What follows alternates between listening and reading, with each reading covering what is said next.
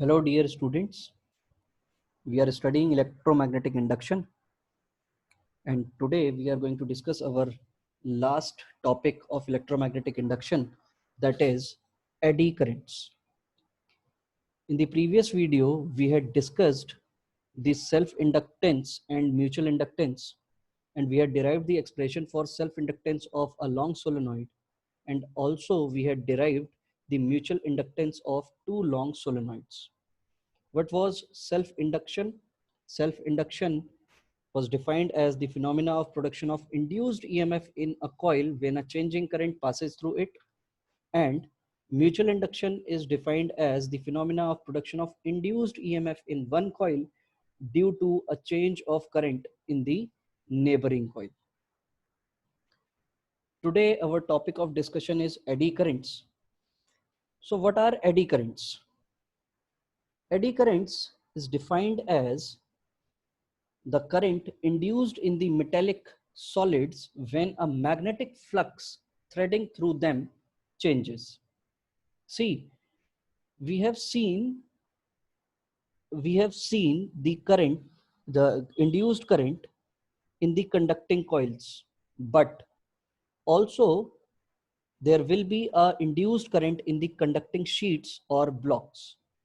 And we know that this induced current or induced EMF is developed because of Faraday's law, which says whenever the magnetic flux linked with the metal sheet or block changes, an EMF is induced in it. The induced current flows in the closed path in the plane perpendicular to the lines of forces through the body of the metal. So suppose if we have a sheet, and if we change the magnetic flux through this sheet, like हमने क्या काम किया, हम इसको कभी magnetic field के अंदर लेकर जा रहे हैं, कभी मैग्नेटिक फील्ड के बाहर लेकर आ रहे हैं. मतलब अगर मैं यहाँ पर एक मैग्नेटिक फील्ड यहाँ पर प्लेस कर दूं कुछ इस तरीके से, ये रही मेरी मैग्नेटिक फील्ड. मैंने क्या काम किया, मैं शीट को पहले मैं मैग्नेटिक फील्ड के मैंने अभी बाहर रखी हुई है, मैंने उसके बाद क्या काम किया, मैं इसको मैग्नेटिक फील्ड के अंदर लेकर आ रहा हूँ और फिर इसको मैग्नेटिक फील्ड से बाहर लेकर आ रहा हूँ, फिर इसको अंदर लेकर आ रहा हूँ, फिर मैं इसको बाहर लेकर जा रहा हूँ. तो obviously what I am doing with this conducting sheet, I am changing its magnetic flux. तो अगर यहाँ पर मैग्नेटिक फ्लक्स चेंज होगा तो यहाँ पर करंट डेवलप होगा और वो करंट होगा एडी करंट. इसका नाम एडी करंट क्यों है? बिकॉज यहाँ पर जो भी करंट डेवलप होगा that will be in the form of eddies. What are eddies? Whenever there is a pond and if we drop a stone in that pond, we see some waves are developing over there. तो वो जो waves होंगी, वो waves कैसी दिखाई देती हैं बेटा? हमें सर्कुलर वेव्स दिखाई देती हैं, इसी तरीके से बनती हुई दिखाई देती हैं. तो बिल्कुल इसी तरीके से जो भी हमारी कंडक्टिंग शीट होगी या कंडक्टिंग मेटल ब्लॉक होगा, वहां पर हमें एडीज के फॉर्म में करंट दिखाई देगा. तो सिंपल सी बात, एडी करंट को हम क्या बोल सकते हैं कि जब कभी भी आप क्या करेंगे, whenever the magnetic flux, आप क्या कर रहे हैं, whenever the magnetic flux linked with a metal sheet और ब्लॉक चेंजेस, ये हम चेंज करने की कोशिश कर रहे हैं by making it to pass through the magnetic field and then removing it from the magnetic field. Again we are passing it, removing it, passing it, removing it. What we are doing over here, we are changing its magnetic flux. So if we change the magnetic flux, the EMF will be induced, and due to that induced EMF, there will be a induced current, and that induced current will be in the form of closed path. किसकी form में होगा बेटा? Closed path की form में होगा. This current, ये जो current है, this current looks like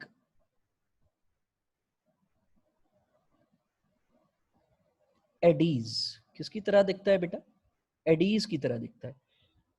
And because of this it is called as eddy current, as it was first discovered by Foucault. There was a scientist whose name was Foucault. So it is also called as Foucault current. इसको हम क्या बोलते हैं? फोकाल्ट current बोलते हैं। तो कुल मिलाकर हम एक चीज हमें समझ में आई, वो ये समझ में आई कि इस पूरे चैप्टर में Faraday law is the governing law, और इसकी ईएमएफ की या करंट की डायरेक्शन बताने के लिए लेंज लॉ। मतलब हमें फैराडे लॉ बहुत अच्छे से आना चाहिए। ये हालांकि हम लोग लास्ट टॉपिक पढ़ रहे हैं इस चैप्टर का, तो मैं आपको ये बताना चाहूंगा कि Faraday law and length law के बिना इस चैप्टर की कहानी समझ पाना इज वेरी डिफिकल्ट। तो सिंपल सी बात, हमें किसी भी तरीके से फ्लक्स चेंज कराना है, और फ्लक्स चेंज कराने की वजह से हमें क्या मिलेगा? फ्लक्स चेंज कराने की वजह से हमें इंड्यूस्ड ईएमएफ मिलेगा, और उसकी वजह से हमें इंड्यूस्ड करंट मिलेगा। तो वो चीज हमने कॉइल के अंदर देखी थी, वायर के पास देखी थी। सिंपल सी बात, हमें शीट्स या सॉलिड मेटल अगर मिलेगा तो उस केस में हमें करंट कैसा देखने को मिलेगा? तो वो जो करंट हमें मिलेगा, वो करंट हमें एडीज के फॉर्म में देखने को मिलेगा। दैट इज वाई इसको हम क्या बोलते हैं? एडी करंट बोलते हैं। तो again the definition of eddy current is, it is defined as the current induced in a metallic solid when the magnetic flux threading through them changes. तो ये बात आप ध्यान रखेंगे। सर इस करंट की डायरेक्शन कैसी होगी? क्लॉकवाइज होगी या एंटी क्लॉकवाइज होगी?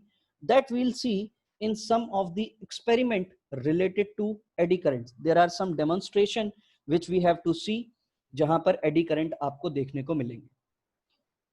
सबसे पहला एक्सपेरिमेंट है एडी करंट का, एक पेंडुलम। पेंडुलम सिंपल पेंडुलम होता है, तो सिंपल पेंडुलम में क्या होती है? एक बॉब लटकी हुई होती है हमारी स्ट्रिंग से। यहां पर हम एक बॉब नहीं लटकाएंगे। What we are going to do is, we are going to place a metal sheet. What we are going to do? We are going to place a metal sheet. अगर ये हमारे पास एक मेटल शीट है, suppose ये copper की मान लेते हैं कि कॉपर की बनी हुई है ये मेटल शीट, और अगर ये मेटल की शीट है और मैं इसको अगर फ्रीली अभी मूव कराऊंगा तो ये बड़ा फ्रीली स्विंग करेगा। मतलब what we have done is, we have taken a pendulum having its bob in the form of flat copper plate. It is free to oscillate. Obviously, it is free to oscillate when there is no magnetic field over here, in the absence of magnetic field. लेकिन जैसे ही हम इस metal sheet को किस में रख दें, इस मेटल शीट को अगर मैं मैग्नेटिक फील्ड में प्लेस कर दूं या अपनी इलेक्ट्रोमैग्नेट को स्विच ऑन कर दूं, electromagnet is the magnet made by human, है कि नहीं? मतलब हम करंट की हेल्प से जो भी हम मैग्नेटिक फील्ड डेवलप करते हैं उसको हम इलेक्ट्रोमैग्नेट बोल सकते हैं। तो यहां पर अगर मुझे इलेक्ट्रोमैग्नेट की हेल्प से, या मैं नॉर्मली बोलूं तो एक मैग्नेटिक फील्ड में अगर मैं इस प्लेट को रख दूं, और वो मैग्नेटिक फील्ड कैसी है? सपोज यहां पर इनवर्ड डायरेक्शन की मैग्नेटिक फील्ड है। इनवर्ड डायरेक्शन की मैग्नेटिक फील्ड का क्या मतलब हो गया? इनवर्ड डायरेक्शन की मैग्नेटिक फील्ड का मतलब हो गया कि जहां पर मैं अभी इस स्क्रीन को देख रहा हूं, मतलब मेरी साइड पे नॉर्थ पोल है, और इस कंप्यूटर स्क्रीन या आपके मोबाइल की स्क्रीन के पीछे आपका कौन सा पोल होगा? साउथ पोल होगा, क्योंकि मैग्नेटिक फील्ड लाइंस अंदर की तरफ जा रही हैं। दैट मींस नॉर्थ पोल इधर और साउथ पोल उस डायरेक्शन में होगा। अगर ऐसी कहानी होगी और ये मेटल की शीट अगर स्विंग करना शुरू करेगी, तो ऑब्वियस सी बात है हमें क्या देखने को मिलेगा? हमें फ्लक्स में चेंज देखने को मिलेगा, है कि नहीं? तो सिंपल सी बात, अगर मैं इसको प्रॉपर डायग्राम से शो करने की कोशिश करूं तो यहां पर कहानी कुछ ऐसी होगी। तो क्या होगा? As the electromagnet is switched on, the oscillation of the pendulum gets highly damped. क्यों डैम्पिंग क्यों होने लगेगी? पहले अगर मान लो जब मेरा सिंपल पेंडुलम, ये जो पेंडुलम है, ये पेंडुलम जब मैग्नेटिक फील्ड में नहीं रखा हुआ था, तो यहाँ पर जो सपोज एक ऑसिलेशन का जो टाइम पीरियड था, या मतलब ये सपोज 100 ऑसिलेशन लेने के बाद ये बंद हो रहा था, इसको जैसे ही आप मैग्नेटिक फील्ड में रखेंगे, हो सकता है ये 10 ऑसिलेशंस के बाद ही बंद हो जाए। What will be the reason behind this? This is because the copper, this copper plate will move in between the poles of pole pieces of the magnet. तो magnetic flux threading through it, भैया simple सी बात, अभी ये magnetic field के अंदर था और अब ये यहाँ पर मैग्नेटिक फील्ड से बाहर आने की कोशिश कर रहा है, इस डायरेक्शन में ये बाहर आने की कोशिश कर रहा है। जब ये मैग्नेटिक फील्ड से बाहर आने की कोशिश करेगा तो क्या कहानी देखने को मिलेगी आपको? भैया सिंपल सी बात, जब ये मैग्नेटिक फील्ड से बाहर आने की कोशिश करेगा तो मैग्नेटिक फ्लक्स चेंज होगा, और जब ये मैग्नेटिक फ्लक्स चेंज होगा तो क्या होगा? तो ये क्या चाहेगा? ये मैग्नेटिक फील्ड में ही रहना चाहेगा। तो ऑब्वियस सी बात है, इसकी जो भी वेलोसिटी होगी वो वेलोसिटी आपकी इनवर्ट डायरेक्शन में होगी, क्योंकि देखो मैग्नेटिक फील्ड आपकी अंदर की तरफ, if you use your left hand rule, तो magnetic field is inside, force आपने किधर लगाई है, मतलब your thumb is in which direction? Your thumb is in the direction, इस डायरेक्शन में आपको थंब को प्लेस करना पड़ेगा, क्योंकि यही आपने फोर्स लगाई है। तो जो भी आपकी वेलोसिटी होगी वो वेलोसिटी आपकी किस डायरेक्शन में होगी? इनवर्ट डायरेक्शन में आपकी वेलोसिटी होगी। तो इसकी वजह से आपको क्या देखने को मिलेगा? एडी करंट सेटअप हो जाएंगे, इन विच अकॉर्डिंग टू, किसके अकॉर्डिंग? लेंज लॉ के अकॉर्डिंग आप क्या देखेंगे? It will oppose the motion of the copper plate in the magnetic field. तो eddy current will flow in anti-clockwise direction as the plate swings outward। जब ये plate बाहर निकल रही होगी तो यहां पर आपको एंटी क्लॉकवाइज स्विंग दिखाई देगा। जब ये प्लेट इसके अंदर मूव कर रही होगी और यहां से बाहर जाने की कोशिश करेगी, मतलब बाहर की तरफ जाने की कोशिश करेगी, तब ये यहां पर आपको क्लॉकवाइज करंट देखने को मिलेगा। Due to this there will be the damping in the oscillation, मतलब आपको यहां पर क्या दिखाई देगा? आपको यहां पर डैम्पिंग दिखाई देगी, मतलब जो ऑसिलेशन पहले 100 ऑसिलेशन हो रहे थे, जब फ्रीली आप उसको मूव करा रहे थे विदाउट एनी मैग्नेटिक फील्ड, वो 100 ऑसिलेशन से एकदम से 10 ऑसिलेशंस के बाद ही आपका पेंडुलम क्या हो जाएगा? बंद हो जाएगा।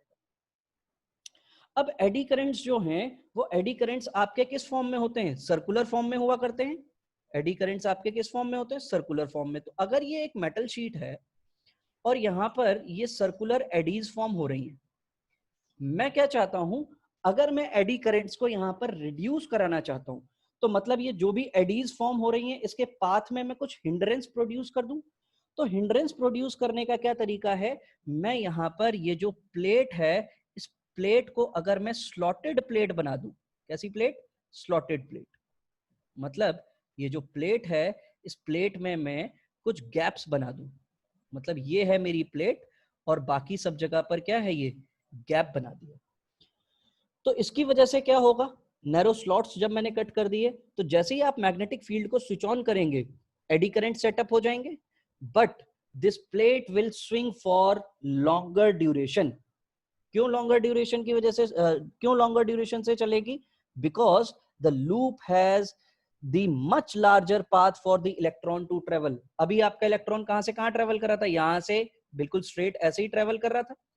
अब ये कहां से कहां मूव करेगा बेटा? यहां से ये इधर जाएगा, यहां से इधर पहुंचेगा। ये इलेक्ट्रॉन अब आपका इस तरीके से फ्लो करेगा, तो इसको टाइम ज्यादा लगेगा। और ऑब्वियस ही बात है, जब इसको टाइम ज्यादा लगेगा तो भैया लार्जर पाथ ट्रेवल करेगा। लार्जर पाथ जब ये ट्रेवल करेगा तो मोर रेजिस्टेंस प्रोड्यूस करेगा, तो उसकी वजह से जो भी आपके एडी करंट्स होंगे वो सफिशिएंटली रिड्यूस हो जाएंगे। तो ये तो एक तरीका हुआ एडी करंट्स को रिड्यूस कराने का, कि आपको अगर एडी करंट्स को रिड्यूस कराना है तो एडी करंट्स को रिड्यूस कराने के लिए जो भी आपकी मेटल शीट होगी, उस मेटल शीट में आप स्लॉट्स बना दीजिए। जरूरी नहीं कि स्लॉट्स आपके ये यहाँ पर रेक्टेंगुलर ही हो, यहाँ पर ये सेमी सर्कुलर स्लॉट्स भी हो सकते हैं, मतलब आप इस तरीके के भी स्लॉट्स बना सकते हैं। तो इस तरीके के भी जब आप यहाँ पर स्लॉट्स बनाएंगे, तब भी आप क्या इंक्रीज कर रहे हैं? आप पाथ को इंक्रीज कर रहे हैं। और जब इलेक्ट्रॉन का पाथ बढ़ जाएगा तो ये ज्यादा रेजिस्टेंस ऑफर करेगा, और ज्यादा रेजिस्टेंस ऑफर करेगा किसको? इंड्यूस करंट को। और इंड्यूस करंट को जब ये ज्यादा रेजिस्टेंस ऑफर करेगा तो इंड्यूस करंट की वैल्यू डिक्रीज हो जाएगी, और इंड्यूस करंट जो भी है यहाँ पर वो आपके कौन से करंट है? एडी करंट्स हैं। तो ऐसे आप क्या कर पाएंगे? एडी करंट्स को रिड्यूस करा पाएंगे। एक और डेमोन्स्ट्रेशन देखते हैं हम लोग, जो कि कुछ इस तरीके की है। यहां पर हमने क्या काम किया? We have kept a solenoid, और इस सोलेनॉइड में मैं एक वेरिंग करंट फ्लो करा रहा हूं। कैसा करंट? Varying current. इस सोलेनॉइड के ऊपर हमने क्या काम किया है? हमने एक प्लेट को प्लेस किया हुआ है। ये एक प्लेट है, इस प्लेट को मैंने इसके ऊपर पहले रखी हुई थी ये प्लेट। अब क्या होगा? जैसे ही मैं वेरिंग करंट यहां पर फ्लो कराऊंगा, कैसा करंट फ्लो कराएंगे हम? Varying current. तो वेरिंग करंट फ्लो कराने की वजह से क्या होगा, देखिएगा, ऑब्वियस सी बात है कि अगर मैं आपको क्लॉक रूल याद दिलाऊं, तो जब ये नॉर्थ पोल होता है तो मतलब करंट आपका किस डायरेक्शन में फ्लो हो रहा है? एंटी क्लॉकवाइज डायरेक्शन में। और जब ये साउथ पोल होगा तो ये किस डायरेक्शन में फ्लो करेगा? आपका क्लॉकवाइज डायरेक्शन में ही आपका करंट फ्लो करेगा। तो सिंपल सी बात ये है कि अगर मान लीजिए इस सोलेनॉइड में जो करंट यहां पर फ्लो होता हुआ जा रहा है, मतलब इन वायर में जो करंट फ्लो होता हुआ जा रहा है, वो सपोज एंटी क्लॉकवाइज डायरेक्शन में फ्लो होता हुआ जा रहा है। कैसी डायरेक्शन में? एंटी क्लॉकवाइज डायरेक्शन में। और अगर ये करंट आपका एंटी क्लॉकवाइज डायरेक्शन में होगा तो ऊपर वाला जो पोल हो जाएगा वो आपका नॉर्थ पोल होगा। ऊपर से देखने पर आपको एंटी क्लॉकवाइज अगर दिखाई देगा तो ऊपर वाला pole will be north pole and the downward pole will be south pole. तो ऑब्वियसली ये जो भी आपने मेटल की डिस्क रखी हुई है, ये डिस्क क्या करेगी? ये डिस्क इस नॉर्थ पोल को अपोज करने की कोशिश करेगी। और अपोज करने के लिए ये यहां पर क्या डेवलप करेगी? ये यहां पर नॉर्थ पोल ही डेवलप करेगी, क्योंकि यहां पर वेरिंग करंट फ्लो कराने की वजह से आप मैग्नेटिक फील्ड बढ़ा रहे हैं। और मैग्नेटिक फील्ड बढ़ा रहे हैं मतलब नॉर्थ पोल की इंटेंसिटी बढ़ जाएगी। और नॉर्थ पोल की इंटेंसिटी को कम करने के लिए क्या काम करेगा? नॉर्थ पोल ही डेवलप करेगा। और जब ये नॉर्थ पोल ही डेवलप करेगा यहां पर, तो नॉर्थ पोल डेवलप कराने के लिए इसका जो लोअर पार्ट होगा, उस लोअर पार्ट में जो आपका करंट फ्लो करेगा, lower part of the disk में, in the lower part of the disk you will find north pole. तो ये नॉर्थ पोल मिलेगा। और ये अगर नॉर्थ पोल बन गया तो ये रिपल्शन करेगा, और रिपल्शन करेगा तो ये क्या होगा? इस सोलेनॉइड के ऊपर उठ जाएगा। मतलब अब ये इसके ऊपर नहीं रहेगा, इससे ऊपर, मतलब इसके ऊपर कांटेक्ट में नहीं रहेगा, ये फिजिकली लिफ्ट हो जाएगा। और लिफ्ट होने के बाद ये वापस आने की कोशिश करेगा, फिर से ये नॉर्थ पोल बनाएगा, फिर लिफ्ट हो जाएगा, फिर नीचे आएगा, फिर लिफ्ट हो जाएगा। तो यहाँ पर आपके जो एडी करंट्स होंगे, उस एडी करंट्स की वजह से आपको क्या देखने को मिल रहा है? आपका ये जो डिस्क है, this disc is being thrown up as the current in the electromagnet is switched on। जैसे ही आप इलेक्ट्रोमैग्नेट में करंट स्विच ऑन करेंगे, ये जो भी आपकी मेटालिक डिस्क है, ये मेटालिक डिस्क क्या हो जाएगी? ऊपर की तरफ फेंक देगी। कौन? Solenoid. So this is the second demonstration of eddy currents. तो आई होप ये दोनों ही डेमोन्स्ट्रेशन आपको समझ में आई होंगी। इसके बाद हम बात करते हैं कि how to minimise the eddy currents. एक तरीका तो हम लोगों ने देख लिया कि जो भी हमारे पास मेटल की शीट मिलेगी, उस मेटल की शीट को हम स्लॉट्स की फॉर्म में कट कर लेंगे। किसकी फॉर्म में कट कर लेंगे? स्लॉट्स की फॉर्म में। दूसरा तरीका क्या है? जैसे मान लीजिए अगर मुझे एक सिंगल मास, एक सॉलिड मास की अगर मुझे एक कोर बनानी है, तो ऑब्वियस सी बात है कि अगर मैं ये सॉलिड मास की एक कोर बनाऊंगा तो एडी करंट्स जो होंगे वो एडी करंट ज्यादा प्रोड्यूस होंगे, क्योंकि कहीं पर भी किसी भी तरीके का कोई रेजिस्टेंस नहीं है। बड़े आराम से यहाँ पर एडीज बनती चली जाएंगी, है कि नहीं?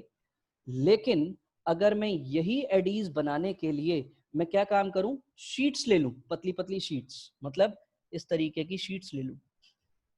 ये एक शीट, इसी के बगल में एक और दूसरी शीट, इसी के बगल में एक और दूसरी शीट, इसी के बगल में एक और दूसरी शीट। और ये जो सारी की सारी शीट्स हैं, all these sheets are insulated from each other. कैसी हो जाएंगे? Insulated from each other. अगर ये इंसुलेटेड हो गई शीट्स तो ऑब्वियस सी बात है एडी करंट्स को पाथ ही नहीं मिलेगा मूव करने का, क्योंकि एडी करंट की थिकनेस क्या होगी? एडी करंट्स की थिकनेस बहुत ज्यादा कम होगी। Due to this what we can do is we can reduce the eddy currents in the single solid mass. So how we can reduce the eddy currents? By using laminated core, which instead of single solid mass की जगह पर वो किसकी consist होनी चाहिए? Thin metal sheet की consist होनी चाहिए, और वो इंसुलेटेड फ्रॉम ईच अदर, मतलब हर एक से इसमें उन दोनों के बीच में इंसुलेशन लगा हुआ अगर होगा तो ऑब्वियस सी बात है वहां पर एडी करंट्स आपके जो फॉर्म होंगे वो एडी करंट्स को पाथ नहीं मिलेगा, रेजिस्टेंस ज्यादा हो जाएगा, जिसकी वजह से आपका जो इंड्यूस्ड करंट होगा वो इंड्यूस्ड करंट डिक्रीज हो जाएगा। And here your induced current is eddy currents. तो आप उनको क्या कर पाएंगे? आप उनको मिनिमाइज कर पाएंगे। इस एडी करेंट्स की वजह से बहुत सारे आपको अनडिजायरेबल इफेक्ट मिलेंगे। अनडिजायरेबल इफेक्ट क्या होते हैं? जैसे कि आपकी जो इलेक्ट्रिक मोटर होती है, जहां पर आप क्या काम कर रहे होते हैं, आप एक सॉफ्ट आयरन कोर को रोटेट करा रहे होते हैं, तो वहां पर ये एडी करंट्स बहुत ज्यादा प्रोड्यूस होंगे। बहुत ज्यादा प्रोड्यूस होने की वजह से बहुत ज्यादा हीट प्रोड्यूस होगी। हीट प्रोड्यूस होने की वजह से वो जो कोर है, वो कोर आपकी डैमेज हो सकती है। चाहे वो इलेक्ट्रिक मोटर हो, चाहे वो डायनोमोस हो, चाहे वो ट्रांसफार्मर हो, इन सब जगहों पर आपको क्या चीज देखने को मिलेगी? आपको एडी करंट का भी प्रोडक्शन साथ साथ देखने को मिलेगा, जिसकी वजह से आपको इन मोटर में, डायनामोस में और ट्रांसफार्मर के पास आपको हीटिंग इफेक्ट बहुत ज्यादा देखने को मिलता है। That is because of these eddy currents. But AD currents के बहुत सारे यूजेस भी हैं, और एडी करेंट्स के अगर हम यूजेस की बात करें तो एडी करेंट्स जो है वो इंडक्शन फर्नेस में यूज होता है। इंडक्शन फर्नेस क्या होती है? जैसे मान लो मुझे आयरन को पिघलाना है, तो ऑब्वियस सी बात है वो मैं नॉर्मल फायर से उसको नहीं पिघला सकता हूँ, तो उसको पिघलाने के लिए मुझे क्या चाहिए होगी? इंडक्शन फर्नेस चाहिए होगी। तो इंडक्शन फर्नेस से क्या होगा? एक्सट्रैक्शन कर सकते हैं हम कुछ मेटल्स का ओर से। ओर से जो आपका एक्सट्रैक्शन होता है, केमिस्ट्री में आपने पढ़ा होगा, extraction of ore, extraction of metal from ore, that is done with the help of induction furnace. Electric brakes, these kind of brakes you must have seen in metros, Wonderla वगैरह, वो जो झूले होते हैं जो एकदम से स्टॉप हो जाते हैं, मतलब बिल्कुल भी आपको किसी भी तरीके का जर्क नहीं प्रोड्यूस कर रहे होते हैं और एकदम से जो स्टॉपिंग होती है, that is done with the help of electric brakes. अगर मान लीजिए इंडिया में जो आपकी बुलेट ट्रेन अगर कभी आएंगी, तो वहां पर जो ब्रेकिंग सिस्टम होगा, वहां पर आपका नॉर्मल ब्रेकिंग सिस्टम नहीं होगा, वहां पर आपका इलेक्ट्रिक ब्रेकिंग सिस्टम ही होता है। तो जो इलेक्ट्रिक ब्रेकिंग सिस्टम होगा वो भी क्या काम कर, वो किस पर काम करेगा? वो एडी करेंट्स पे काम करेगा। Due to these eddy currents, speedometers में बहुत ज्यादा हेल्पफुल होते हैं, बिकॉज इन स्पीडोमीटर क्या होता है? A magnet rotates with the speed of the vehicle. The magnet is placed inside a aluminum drum which is carefully pivoted and is held in the position by a hair spring, जिसकी वजह से क्या होगा? जिसकी वजह से आपको क्या चीज देखने को मिलेगी? एडी करंट सेटअप हो जाते हैं, और एडी करंट सेटअप होने की वजह से आपको उसी के अकॉर्डिंग आपका स्पीडोमीटर आपको क्या देता है? डिफ्लेक्शन दे रहा होता है। तो मतलब आपके स्पीडोमीटर में क्या है? स्पीडोमीटर में मैग्नेट्स लगी हुई हैं, और उसी मैग्नेट की हेल्प से आपको क्या देखने को मिलता है? एडी करंट जितना ज्यादा जनरेट होगा, मतलब जितनी ज्यादा वो फास्ट मूव करेंगी, उतना ज्यादा फ्लक्स जनरेट होगा। जितना ज्यादा फ्लक्स चेंज होगा, जिस रेट से जितना ज्यादा फ्लक्स चेंज होगा, उसी रेट से आपको वहां पर स्पीड दिखाई दे रही होगी। These are used in induction motor. और इंडक्शन मोटर जो है वो आप लोगों को पता है कि इंडक्शन मोटर क्या होती है। एनर्जी मीटर्स में ये यूज होता है। एनर्जी मीटर्स क्या होते हैं? एनर्जी मीटर्स वो होते हैं जो कि इलेक्ट्रिक एनर्जी को मेजर करते हैं। Those are called energy meters. तो एनर्जी मीटर्स मतलब मेरे घर में जो नॉर्मल मीटर लगा हुआ है जो इलेक्ट्रिसिटी को मेजर कर रहा है, तो वहां पर भी जितना ज्यादा एडी करंट प्रोड्यूस होता है, उसी के हिसाब से वो मीटर की जो रीडिंग है, वो मीटर की रीडिंग चेंज हो रही होती है। तो वहां पर भी एडी करंट्स की आपको एप्लीकेशन देखने को मिलती है। तो आई होप ये आपको एडी करेंट्स वाला टॉपिक समझ में आया होगा। इसको ध्यान से पढ़िएगा। बाकी आपका इलेक्ट्रोमैग्नेटिक इंडक्शन खत्म हो गया है। हम एसी के बाद ट्रांसफार्मर पढ़ेंगे। तो सबसे पहले अब जो भी हमारी नेक्स्ट वीडियो आएगी, वो वीडियो अब हमारी अल्टरनेटिंग करंट के ऊपर होगी। उसके बाद हम लोग अल्टरनेटिंग करंट खत्म करने के बाद will study transformers. Thank you so much for today. God bless you all.